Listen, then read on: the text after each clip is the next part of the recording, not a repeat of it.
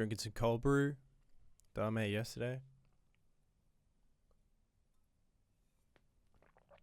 I think I'm addicted to like just having something to drink all the time. I don't know what it is. Alright, let's go with this. I like this like visual representation in Analog Lab. I like to like open up these. I don't really know like a lot about hardware synths unless like I'm learning specifically about like one certain one. So I'll just like go. I mean, you can kind of tell by looks like this is obviously like modular type thing.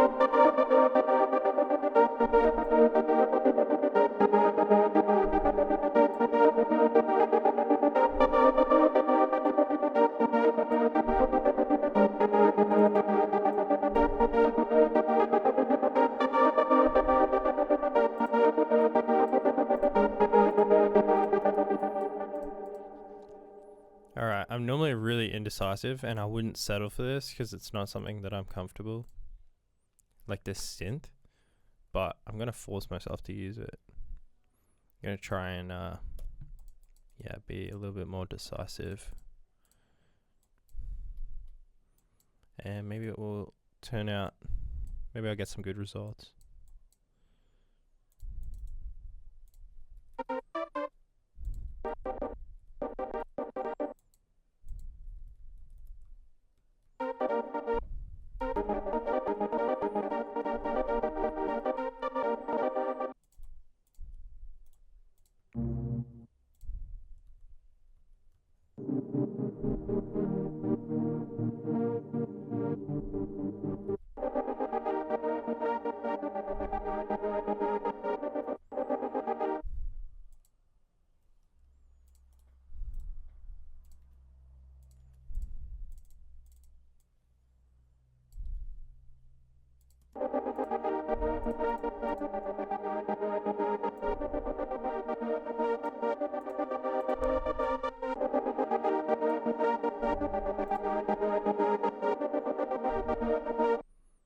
And I'm gonna try and give it kind of like a vinyl sound. So we'll have it panning a little bit and a little bit of pitch alteration.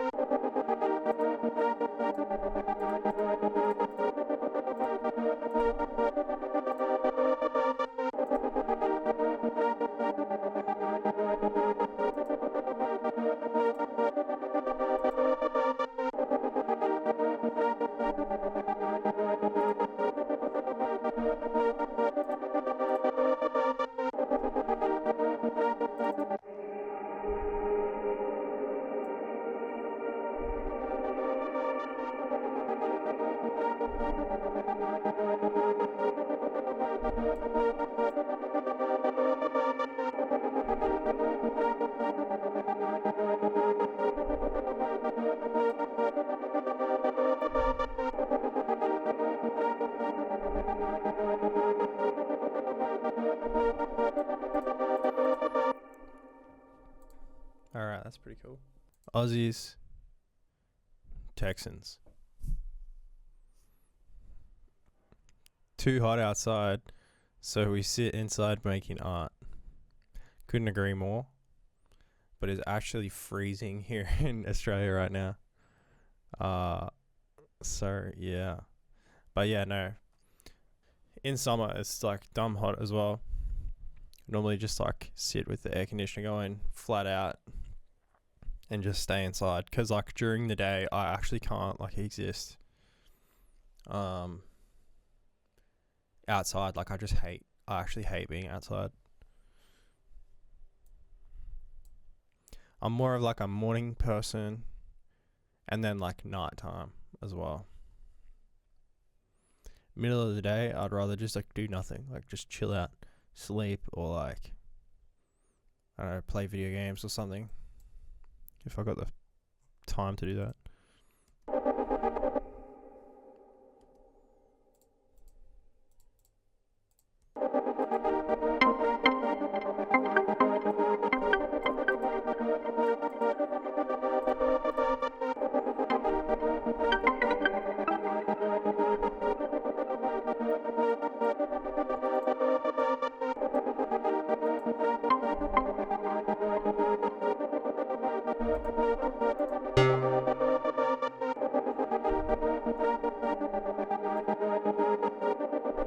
Oh, there's not many presets for this.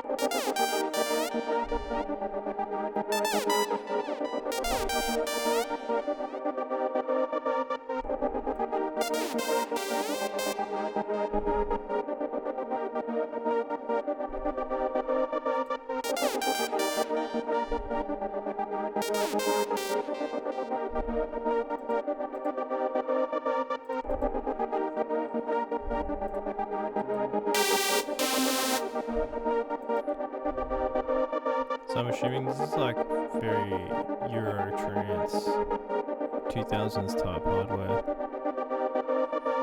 Let's go to CS80.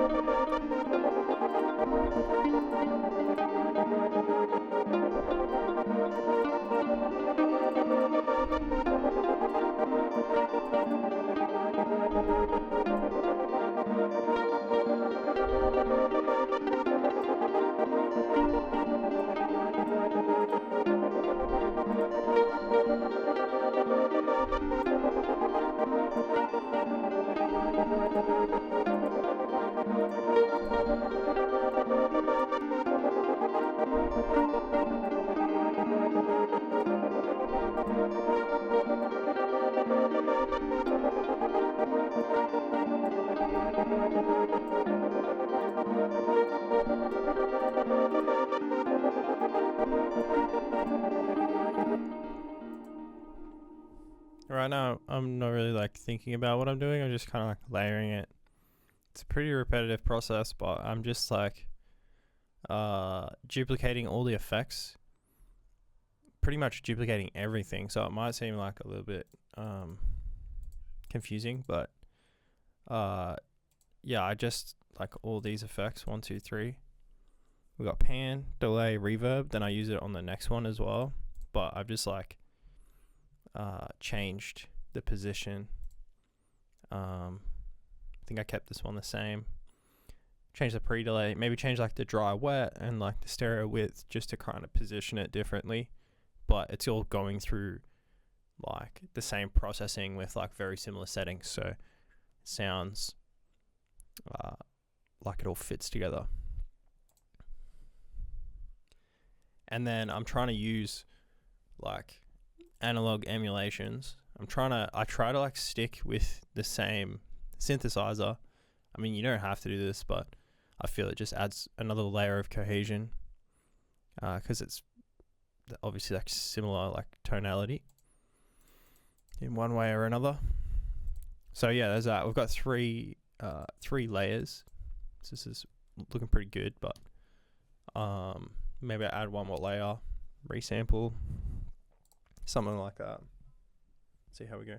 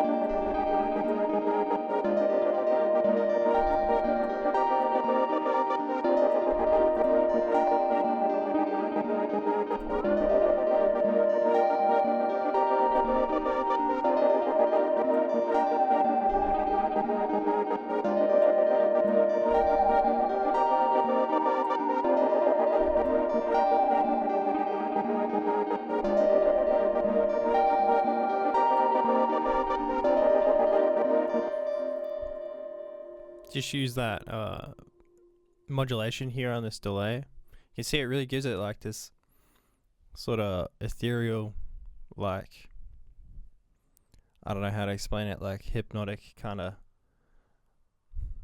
wobble to it. I'm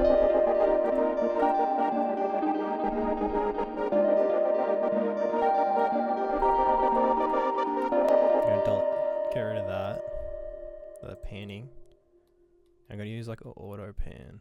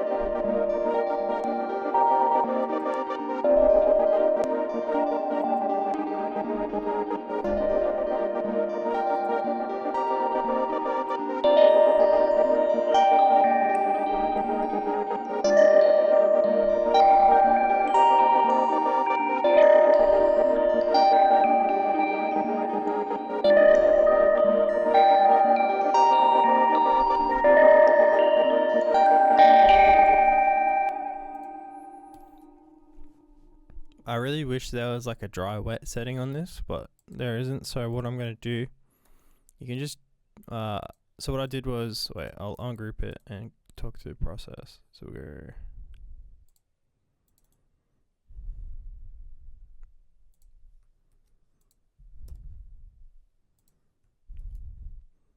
alright.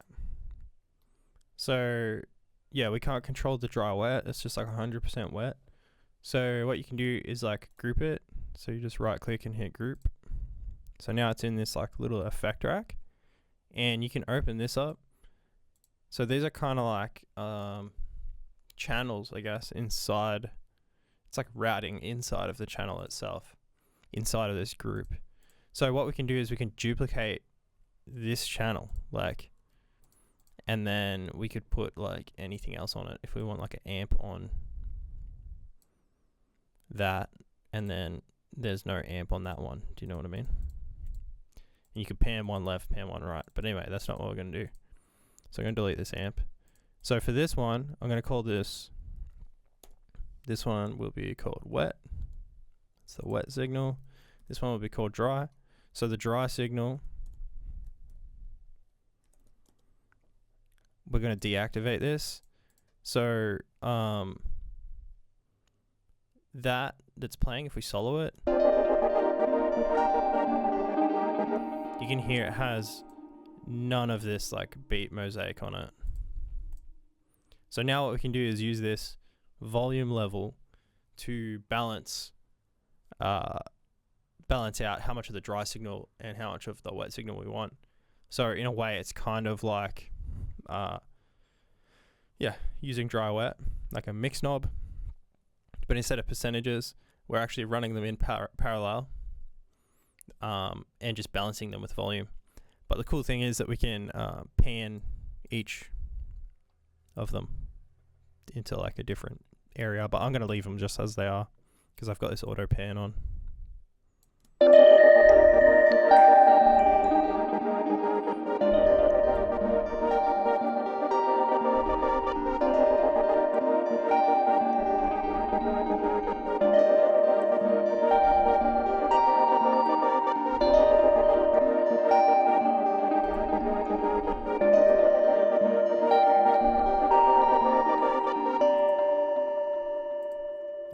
might do to make this feel a little bit more like 3D in a way is put this auto pan just on the wet signal. So on this dry one, we've got nothing here. That's off. It's just a dry signal. And then this one, you know, this is where the magic's happening. And we've got the auto pan, so it's wide. So we're just getting the dry signal through the middle. And then we're getting this like wide auto pan, like crazy sound effect.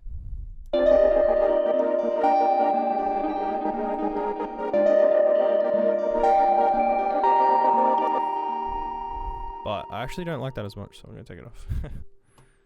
So yeah, but anyway, that's just an idea. Like, you know, not all the ideas are going to work.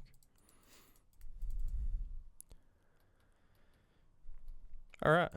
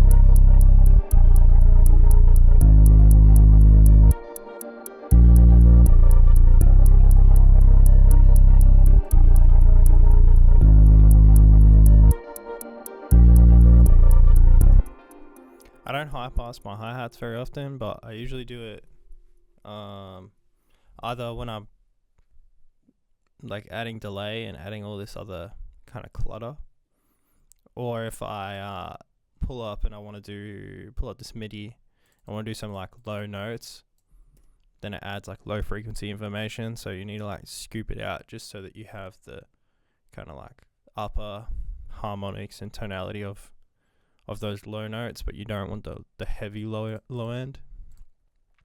So yeah, I do that occasionally. If you just like pull up your hi-hat sample, and then you can just change this to like high pass, and I high pass it to just under 1K. Any higher than that, I think it just like takes out too much.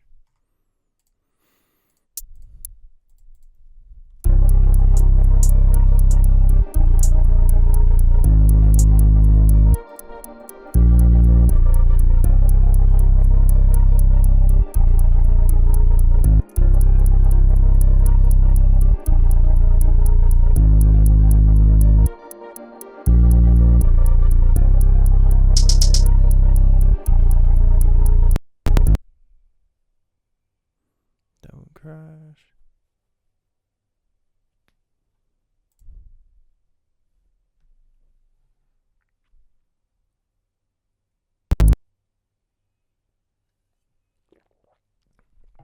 Damn. Oops.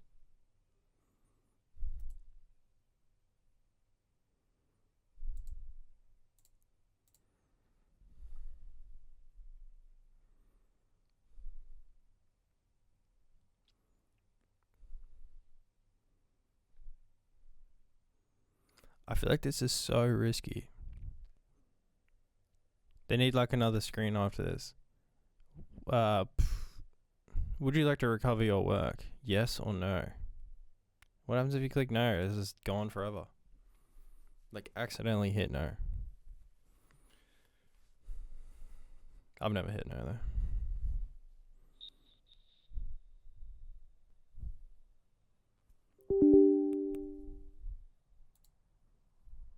Cool. Let's go again.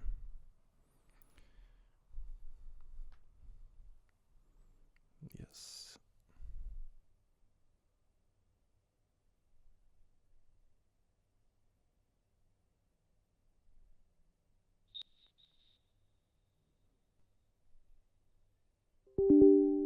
No. Alright. I don't think we're gonna be able to use this beat. What if I ignore it? Nothing. What if I let my laptop cool down a little bit?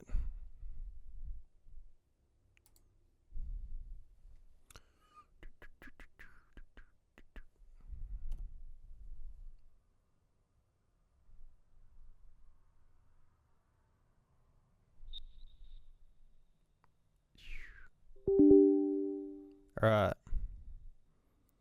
I got a really good idea.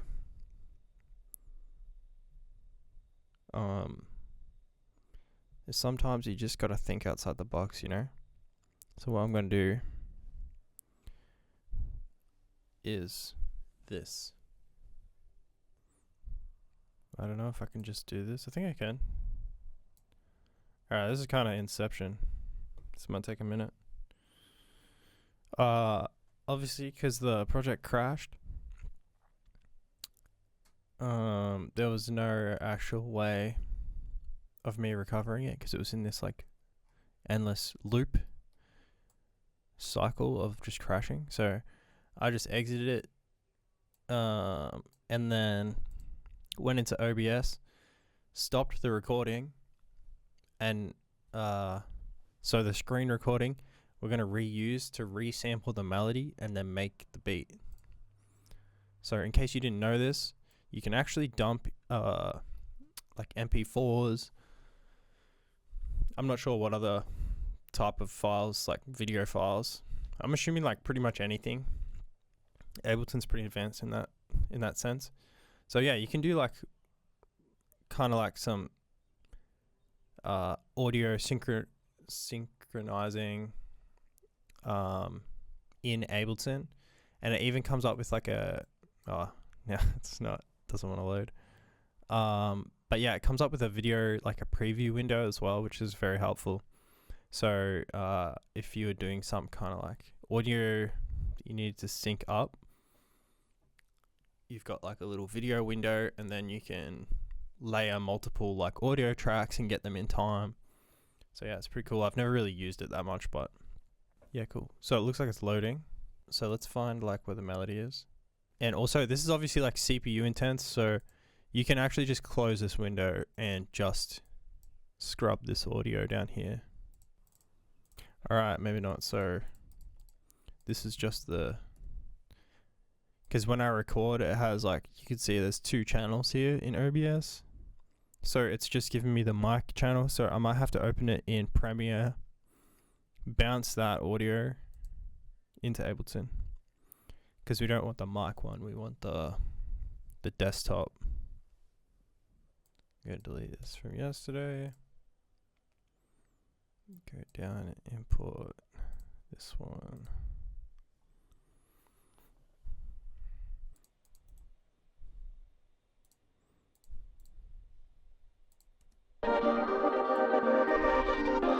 Alright.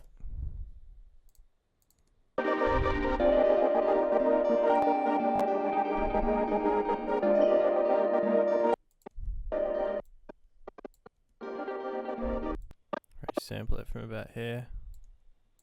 Alright, this is kind of hard because I was turning it down and stuff.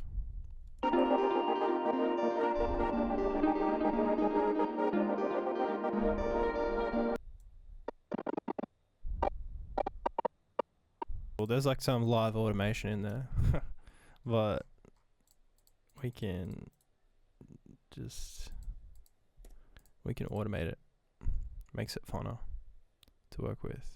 So I don't know if this is going to work, but I'm just going to drag this audio. Doesn't want to work, so maybe I have to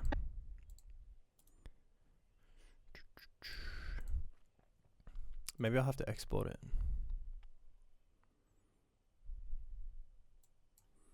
Melody. Bro, this is a crazy complex like tutorial going on right now.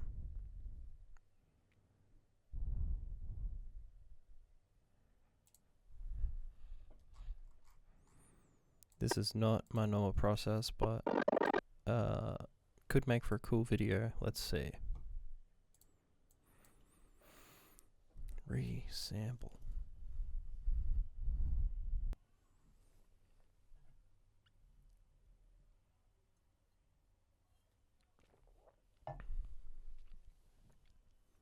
This melody was cool, but so like the audio, I was like live mixing it in the video obviously, so I kind of turned it down like halfway through, but in Ableton I think I'll like automate it to go back up so it's like just even.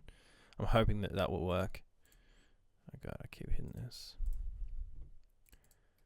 Alright, let's do our best and see what happens. So desktop, resample, we'll dump that in. Cool as. It's come up with a video window, but it won't play anything because I deleted the video when I bounced it. So now you can go, yeah, so if you right click on these, see it's got a video window, so you can make it reappear, or you can close it. It was at 120, I believe.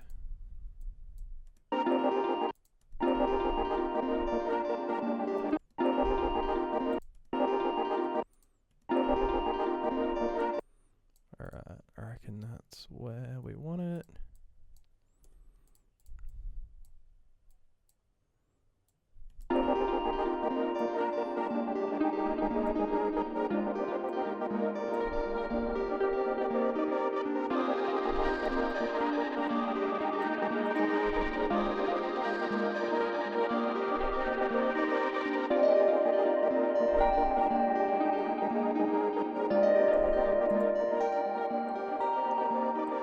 Yeah, so it just fades out here. So I'm just gonna, we can just literally automate that. I'm gonna consolidate this. So now it's not rendering a video in the background. You can see how the clip slightly changed visually, how it looks. So yeah, that's gonna take less CPU to use. And then to clean this up, I'm just gonna go in. So I could get a utility, but I'm just gonna use this gain. Sort of turn it up just here. I reckon it's a couple dB.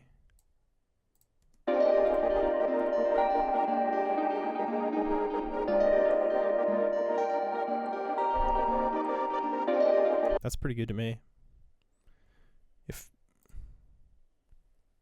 Generally speaking, if you can't really like hear a difference, then it should be good. Alright, and then we'll just freeze and flatten it to keep it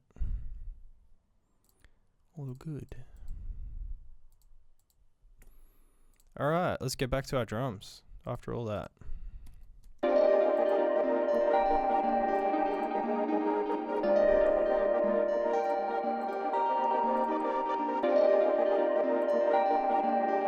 Hearing a slight difference, but it's nothing major.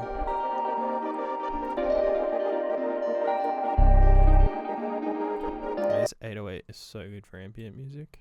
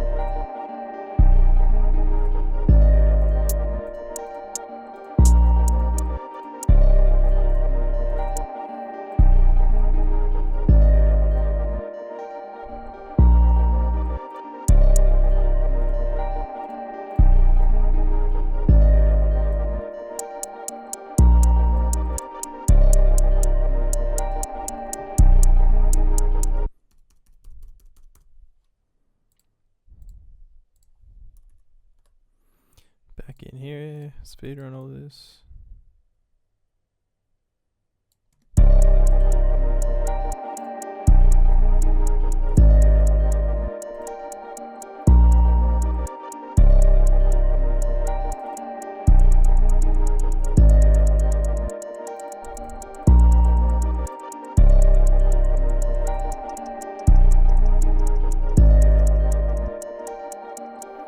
Alright, we're back.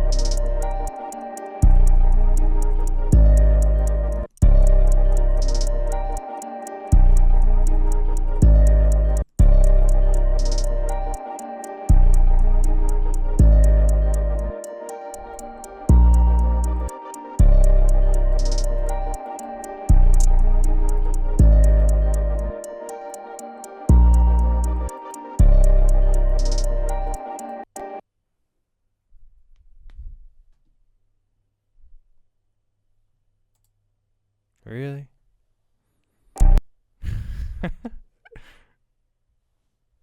Alright, wait, we're gonna make this work. Maybe I'll close this.